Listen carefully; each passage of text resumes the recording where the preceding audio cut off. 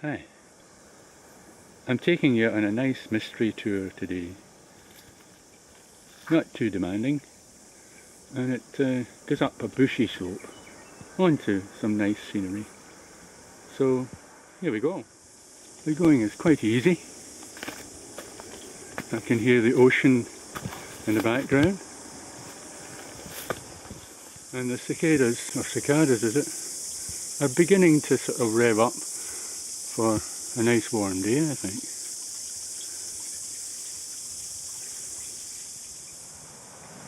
Very soon you're out of the forest and onto a kind of Manuka terrace with lovely views out over the sea and up to some higher mountains ahead.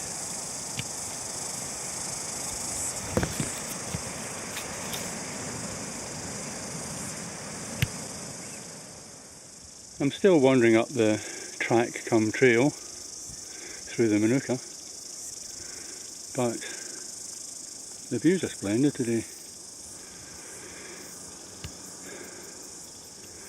To the south you can glimpse Mount Cook in Tasman with a bit of cloud on it, way down there.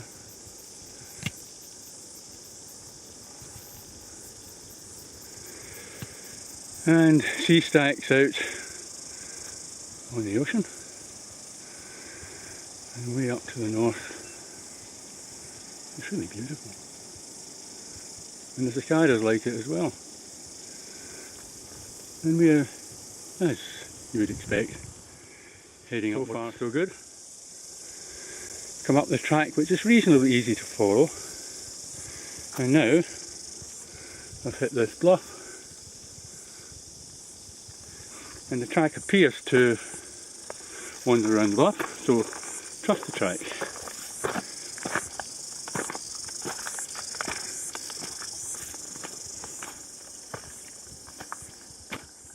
Trusting the track has worked. The track comes round the bluff and finds this little gully weakness in the bluffs. It's steep, but the track clearly goes up, so we'll go up. So that's a gully down there, and I've come up the gully. We're on the open tops at the moment, and the first peak of interest, I suppose, is that one up there, and it's only a few minutes away. So let's get strolling. This panorama from the peak will be quite familiar to some.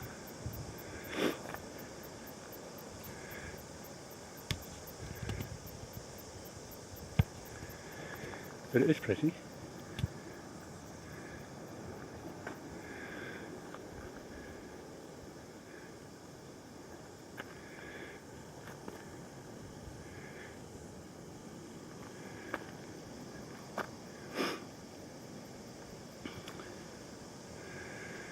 Now the plan moves along this ridge, or the plan is to move along this ridge and follow it.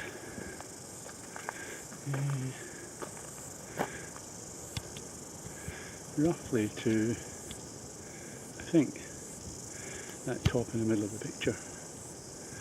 And it looks remarkably near, but on the tops here it's a bit scrubby. It's interesting but scrubby. And what might take you, 20 minutes on a tar seal walking will take you hours on foot. There's a fine peak there, and I've clearly come to a bit of a bump, because I think the trail will have to go down underneath this bump to the left, because it's pretty much straight down here. There's another interesting feature along there. We'll see how long it takes to get to that interesting piece of rock. And then there's another bump there. So these are short-term objectives.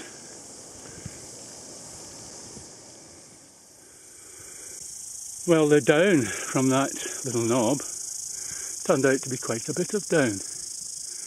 More than I thought from looking from the top. And now, got this scrubby vague ridge line to follow. to that monolithic piece of stone. Well, that's not too bad. I'm in the shade, much appreciated on a hot day. There's the peak that we got coming up from the road. There's the first knob I had to come down off. And I'm right beside the big monolith, which I don't think I can climb to the top of. It's a bit steep. It's got a baby brother here. Might have a look at that. And then I'll stagger along the ridge for another half an hour. We're about 25 minutes from that peak that we started off the traverse from. Right, I'm strolling along in the bush, just under the crest of the ridge. There's the crest there. The reason being, the crest's impossible to progress unless you're a masochist. And if you take the trouble, maybe 6 or 7 metres down one of the slopes on either side, you'll find an animal track. It's worth looking for, because then you can stroll along in comfort. There are some sections you just can't do that because it's too steep on either side, but if you find you're in a protracted bit of difficult ridge, as far as scrub's concerned, it's worth investigating down the side. This is nice. I've just come up this small bluff right on the ridge. It's quite obvious from back at that monolith, although it didn't look rocky. But there's a positive animal highway here, taking me round to the left of it on the seaside, as it were, making it very easy going to get round it. Super. There's the original peak away over there, and I've now come along to these big tablets of rock, sharp edges, very interesting. And this continues a bit, and then I can see a big bluff cutting across the whole ridge over there, which should be interesting too once I get there. So we'll carry on along. This is the edge of a really steep drop down into a valley, and there's the ridge that we're heading for eventually. There's the starting peak. There's the bumps I've come over. This last little knobby bit was actually quite awkward to get onto. And now you can see there's a fault cuts right across the ridge. Pretty daunting looking, but there's a weakness down there. A grassy, well, a bushy ledge that goes across it. So we'll head down there and then go along that ridge. I'm a little bit closer now, and I can see, in fact, the way across that bluff is a ledge, and the ledge is right in the middle of the picture. Doesn't look like much from here, but it's pretty secure. So that's where I'm heading. Down there and across. Up there is where the last shot was taken, and so I wandered down to this wee col and sidled along to the key of getting across the bluff, which is this ledge. It's an amazing ledge. Easy going, but not at all obvious. Not at all obvious from way over there. So just remember, come down to the col and sidle round the bluff and you'll hit the ledge. I'm having lunch on the ledge because it's such a cool spot out of the sun. Way back there is the starting peak. See it?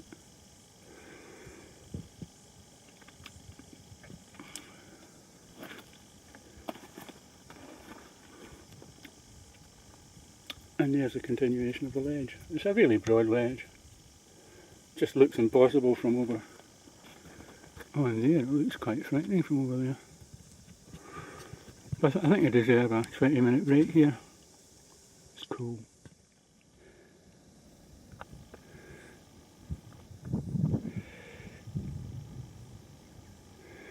That's a gully down there. I'm above the big bluff now, and I'm in this land of weird and wonderful rock formations.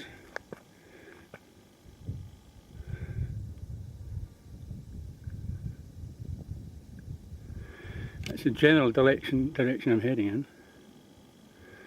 It's very nice here. It's a cool breeze,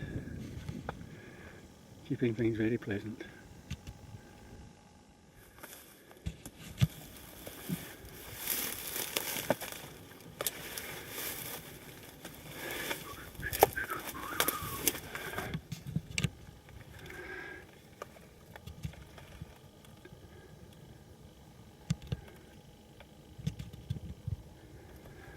pretty,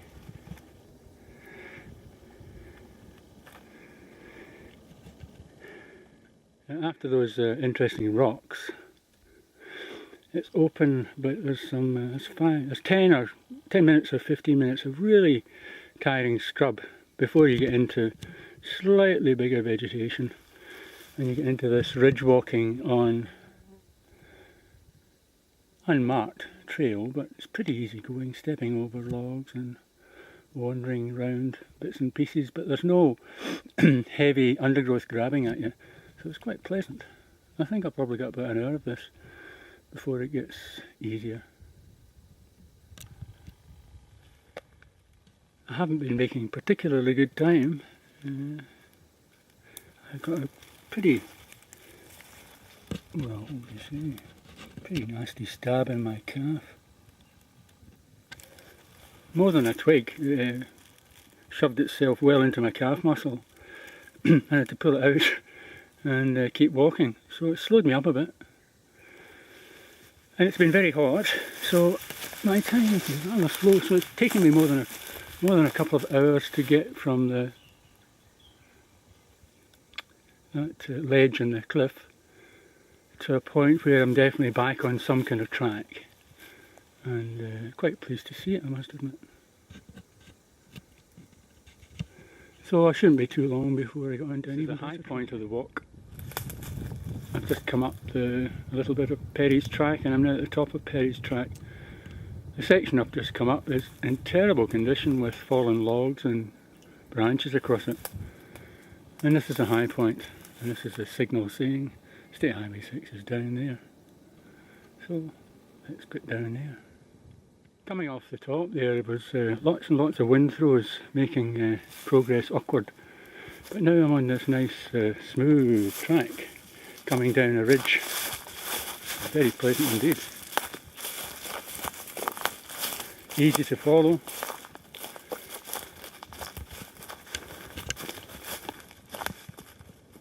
That's the peak away over there in the middle picture, on which today's traverse was started, along that ridge.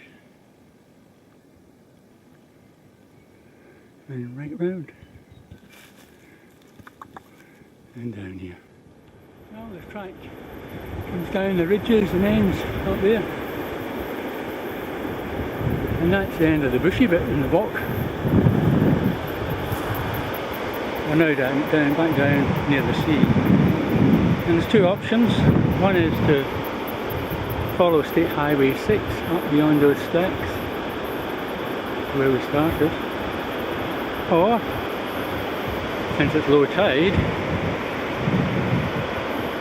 it's a spectacular beach walk to be tagged on to the expedition. It's a bit windy here in the beach. We come down out of the bush over there, across the road onto the beach, and probably the wind will stop this commentary, but let's have a look down to the south.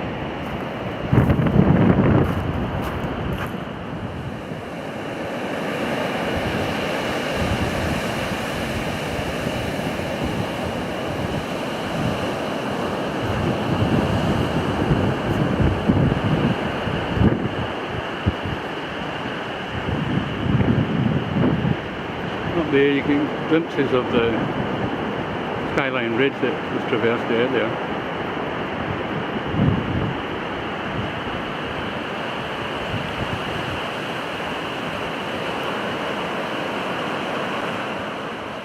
The mussel beds here are quite expansive and quite popular. The tide's right out, you can collect nice big mussels.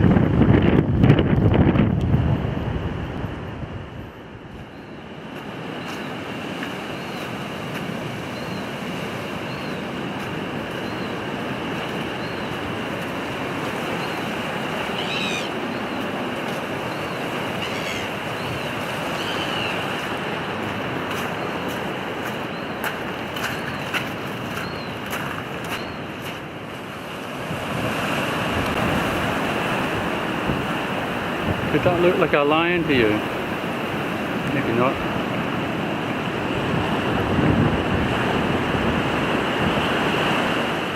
Does that look like somebody with a mohawk? Or is that stretching the imagination?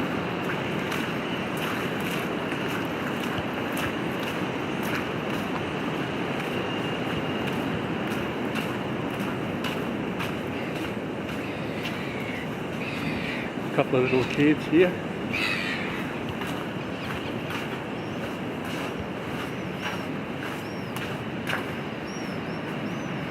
Now surely that formation there has got to be called the fickle finger of fate.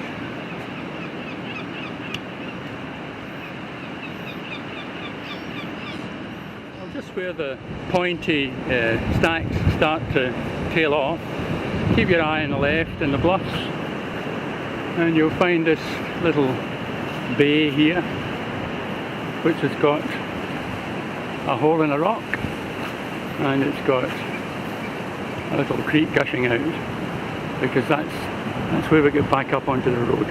Onto the road. Excuse the froggy throat.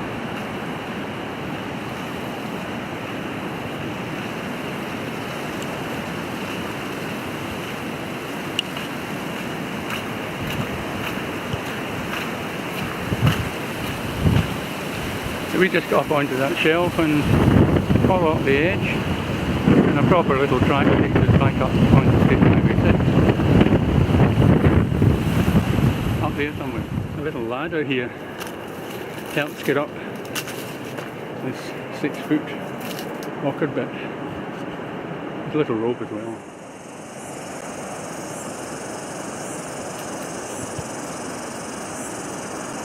And this is where you come out of the bush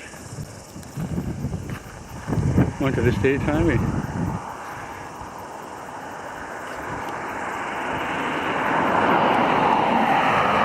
And about a 200-metre walk back to the car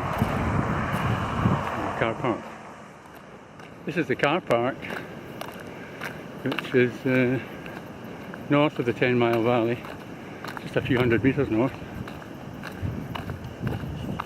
Okay, this is the highway at the start of the track up to our first peak.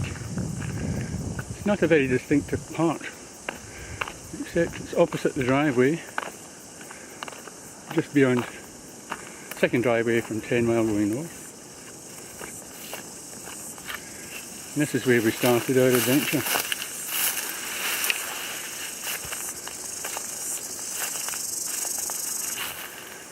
So if you want a circular trip with incredible variety, lots of interesting things to see,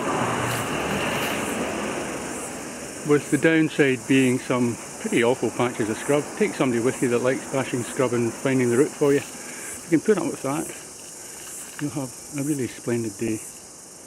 And for those who would like to look all of this up on a map, what we've done of course is we've climbed Mount George, north of 10 Mile Creek, traversed along a spur of the Paparoas to join up with Perry's track, which takes us back down to the State Highway just short of 13 Mile Creek, and then we made our way along the beach.